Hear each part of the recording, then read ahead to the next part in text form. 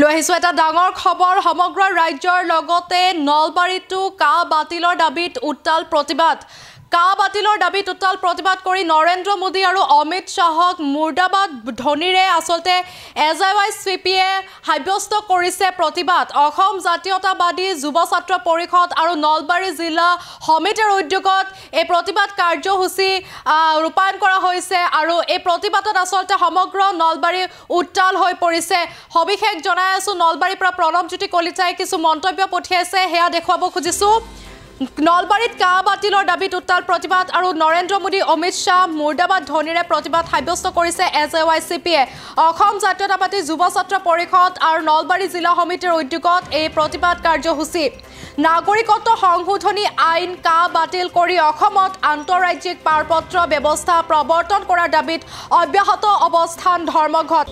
আমি অসম জাতীয়তাবাদী যুৱ ছাত্ৰ পৰিষদ কেন্দ্ৰীয় সমিতিৰ নিৰ্দেশ মতে আজি অসমৰ প্ৰত্যেকখন জিলা সদৰতে নাগৰিকত্ব সংশোধনী আইনৰ বিৰোধিতাৰে বাতিল কৰা দাবীৰে আৰু অসমত আন্তঃৰাজ্যিক পাৰপত্ৰ ব্যৱস্থা প্ৰৱৰ্তনৰ দাবী 3 ঘণ্টীয়া অৱস্থান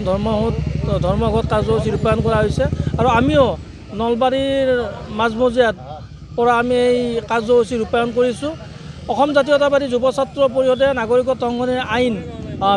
নাগৰিকত্ব সংশোধনী বিল যেতিয়া উত্থাপন কৰিছিলে তেতিয়াৰ পৰা ইয়াৰ বিৰোধিতা কৰি আছিলে আৰু যেতিয়া নাগৰিকত্ব সংশোধনী আইনলৈ ৰূপান্তৰিত কৰিছিলে তেতিয়া অসম জাতীয়তাবাদী যুৱ ছাত্ৰ পৰিষদে ইয়াৰ বিৰোধিতা কৰিছিলে আৰু এতিয়া যেটো অমিত শাহে ঘোষণা কৰিছে যে পৰৱৰ্তী সময়ত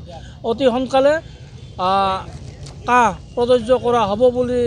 ঘোষণা কৰিছে তাৰ পিছত অসম জাতীয়তাবাদী যুৱ ছাত্ৰ পৰিষদে আমি বহি থকা নাই আমি প্ৰতিবাদী কাৰ্যসূচী হাতত লৈছোঁ আমাৰ স্পষ্ট কথা অসম জাতীয়তাবাদী যুৱ ছাত্ৰ পৰিষদৰ স্পষ্ট কথা যে আপোনালোকে জানে যে ভাৰতবৰ্ষৰ অন্য ৰাজ্যত নাগৰিকত্বৰ ভিত্তিবৰ্ষ 1951 চন আৰু অসমত 1971 চন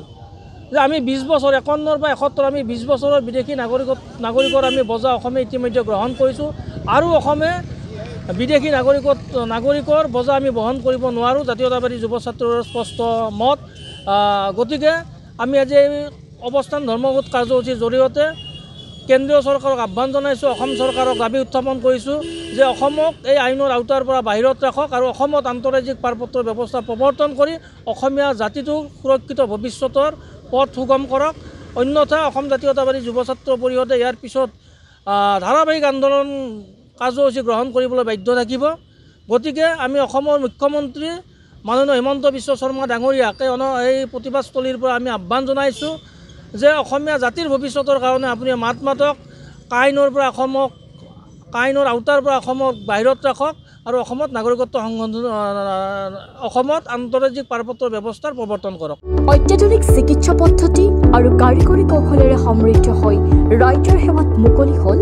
JNSM polyclinic cum diagnostic centre and multi speciality hospital paramedical প্ৰশিক্ষণৰ ব্যৱস্থাও উপলব্ধ আমাৰ ঠিকনা ৱাৰ্ড নম্বৰ 4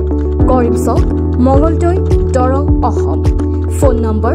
6001887100 আৰু 6003048093